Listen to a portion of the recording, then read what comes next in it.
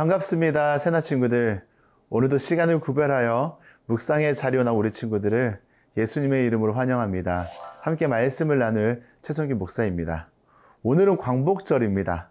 우리 민족이 일본의 식민 지배에서 벗어나 자유와 독립을 되찾은 날인데요.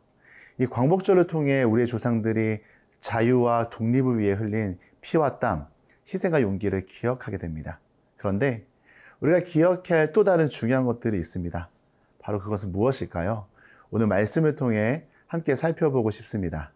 오늘의 주제는 안 바꿔줘, 돌아가입니다. 오늘의 말씀은 열왕기하 23장 21절에서 30절입니다.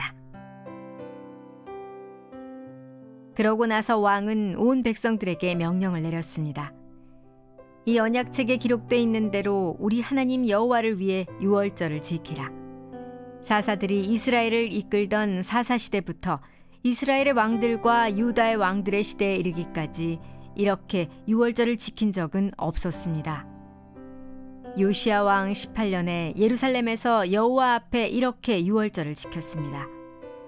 또한 요시야는 신접한 사람들과 무당들과 집안의 신들과 우상들과 그 밖에도 유다와 예루살렘에 있는 모든 가증스러운 것들을 제거했습니다. 이것은 제사장 hil기야가 여호와의 성전에서 찾아낸 그 책에 기록된 율법의 말씀을 이루려는 것이었습니다. 요시야 왕 이전에도 이후에도 요시야가 한 것 같이 모세의 모든 율법에 따라 온 마음과 온 정신과 온 힘으로 여호와를 향한 왕은 없었습니다. 그럼에도 불구하고 여호와께서는 그 크고 불타는 진노를 돌이키지 않으셨습니다. 여호와께서는 므낫세가 한 모든 일 때문에 유다에 대해 진노하셨습니다. 그리하여 여호와께서 말씀하셨습니다. 내가 이스라엘처럼 유다 역시 내 눈앞에서 없애버릴 것이다. 내가 선택한 이 성 예루살렘과 내 이름이 그곳에 있을 거라고 했던 이 성전을 내가 버릴 것이다. 요시야의 다른 모든 일들과 그가 한 모든 일은 유다 왕들의 역대기에 기록되어 있습니다.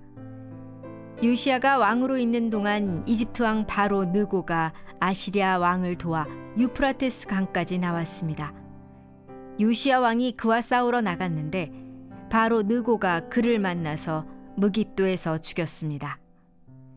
요시야의 신하들은 요시야의 시체를 전차에 싣고 무깃도에서 예루살렘으로 와 그의 무덤에 묻어주었습니다. 그리고 그 땅의 백성들은 요시야의 아들 여호아하스를 데려다 기름을 붓고 그 아버지를 대신해 왕으로 삼았습니다.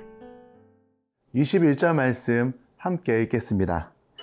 그러고 나서 왕은 온 백성들에게 명령을 내렸습니다. 이 언약책에 기록되어 있는 대로 우리 하나님 여호와를 위해 유월절을 지키라. 요시야는 말씀에 기록된 대로 유월절을 다시금 지킬 것을 주문합니다. 유월절은 이스라엘 백성에게 아주 특별한 의미가 있는데요. 유월은 패스오버리라고 해서 지나서 넘어갔다라는 뜻을 담고 있죠.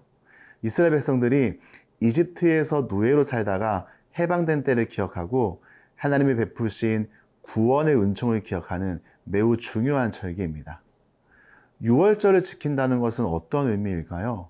바로 여호와 하나님을 기억하겠다는 것입니다. 요시야가 유월절을 지키겠다고 선포하는 것은 단순히 절기를 지키는 것이 아니라 하나님을 향한 우리의 믿음을 점검하고 하나님을 향한 우리의 중심을 새롭게 하겠다는 의미를 담고 있는데요. 어떻게 우리의 믿음을 점검하고 우리의 중심을 새롭게 할 수 있을까요? 하나님이 어떤 분이신지, 하나님이 우리의 삶에 어떤 일을 행하셨는지를 다시금 기억하고 상기시키는 것입니다. 그런 의미에서 우리 신앙생활에서요, 기억은 매우 중요합니다. 하나님께서 이스라엘 백성에게 끊임없이 강조하는 메시지 두 가지를 정리할 수 있는데요. 바로 그것은 잊지 마, 기억해 였습니다. 우리가 예배 안에서 하나님을 찬양하고 또 감사의 고백을 드리고 기도하고 말씀을 듣잖아요. 사실 이 모든 것은요, 하나님을 기억하기 위함입니다. 이런 믿음의 기억은요, 우리가 고난과 어려움 속에 있을 때에 그런 상황과 환경을 주목하게 만드는 것이 아니라 그 문제보다 더 크신 하나님을 바라보게 합니다. 하나님을 주목하게 만드는 것이죠. 이 요시야가 신접한 사람들, 무당들, 집안의 신들, 우상들을 어떻게 제거할 수 있었을까요? 사실 여기에는요, 많은 이권들이 연결되어 있었습니다. 이들의 우상 숭배는 오랜 세월 동안 형성된 정통과 문화의 일부였기에 사회적 저항을 불러일으킬 수 있었고요. 경제적으로 보면요, 우상 숭배를 통해 생계를 유지하던 이들의 경제 활동이 중단됩니다. 생계와 상업적 이익이 타격을 받게 되는 것이죠. 정치적으로 보면요, 정치적 권력 구조를 재편해야 하므로 자신의 자리가 위태로워질 수도 있었습니다.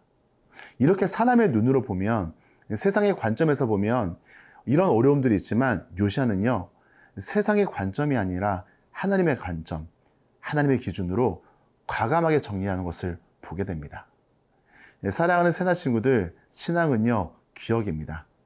하나님을 기억하면 눈앞에 보이는 문제와 어려움보다 더 크신 하나님을 우리가 주목할 수 있습니다.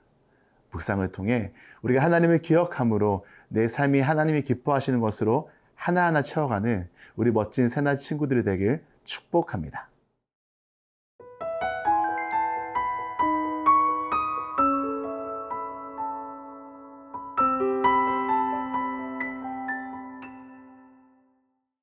(26절) 말씀 함께 읽겠습니다. 그럼에도 불구하고 여호와께서는 그 크고 불타는 진노를 돌이키지 않으셨습니다. 여호와께서는 므낫세가 한 모든 일 때문에 유다에 대해 진노하셨습니다. 강력한 종교개혁을 단행했던 요시야의 이런 헌신적인 노력에도 불구하고 유다와 예루살렘을 향한 하나님의 진노는 꺼지지 않습니다.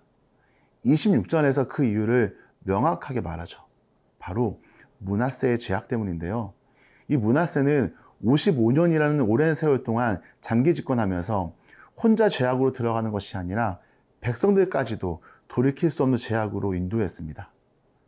반면 요시야를 보세요. 그의 종교개혁은 이전에도 없었고 이후에도 없었다고 칭찬받는 강력하고 성공적인 것이었습니다. 하나님께서 그렇게 요시야를 인정해 주시는데요. 그러나 문제는 이런 요시야의 강력한 개혁도 므낫세와 아몬 왕 시하에서 타락할 대로 타락한 유다 백성들의 마음을 하나님께로 돌리지는 못했습니다. 망가질 만큼 망가진 상태였기에 스스로 영적 회복 능력을 상실해 버렸습니다. 이들의 마음은 여전히 므낫세가 통치할 때의 그 상태 그대로인 것이죠. 우리는 이 사실을 스바냐서를 통해 확인할 수 있는데요. 이 스바냐는 요시야가 통치 시기에 활동한 선지자입니다. 스바냐서 3장 2절 말씀을 보면요, 그 성은 누구의 목소리도 듣지 않았고 어떤 권고도 받아들이지 않았다. 여호와를 신뢰하지 않았고 하나님께 가까이 가지도 않았다. 요시야가 종교개혁을 할 당시 유다 사람들의 모습을 잘 표현하고 있습니다. 이들은 요시야의 종교개혁에 호응하며 하나님께 돌이킨 듯 했지만 겉모습만 그랬다는 거예요. 여전히 이들의 내면은 하나님을 떠난 상태였습니다. 이들에게 진정한 회개는 없었던 것을 보게 되는데요. 여러분, 회개는요, 죄의 길에서 돌이키는 것, 떠나는 것입니다. 만약 요시야의 개혁으로 유다 백성들 안에 진정한 회개가 나타났다면 하나님의 진노는요, 멈춰졌을 것입니다. 우린 여기서 한 가지를 배우게 되는데요. 우리가 겉을 꾸민다고 속까지 바뀌지는 않는다는 것입니다. 하나님은 우리의 종교적인 제사를 원하시는 분이 아니라 진정한 예배, 마음으로 고백되고 삶에서 증명되어지는 진정한 예배, 예배자를 찾고 계십니다. 사랑하는 새나 친구들, 하나님은 마음의 중심을 보시죠. 겉모습이 아니라 마음에서 나오는 우리의 진심을 보시는데요. 말씀을 통해 우리의 마음의 중심이 새로워지며 말씀의 능력으로 죄의 자리를 떠나며 죄의 유혹을 이기는 우리 멋진 새나 친구들이 되길 축복합니다. 하나님 아버지, 말씀을 통해 우리의 마음을 돌아보게 하셔서 감사합니다. 겉모습이 아닌 마음의 중심이 새로워지며 마음 깊은 곳에서 하나님이 찾으시는 진정한 회개와 예배를 드릴 수 있도록 성령님 도와주세요. 감사드리며 예수님의 이름으로 기도드립니다. 아멘.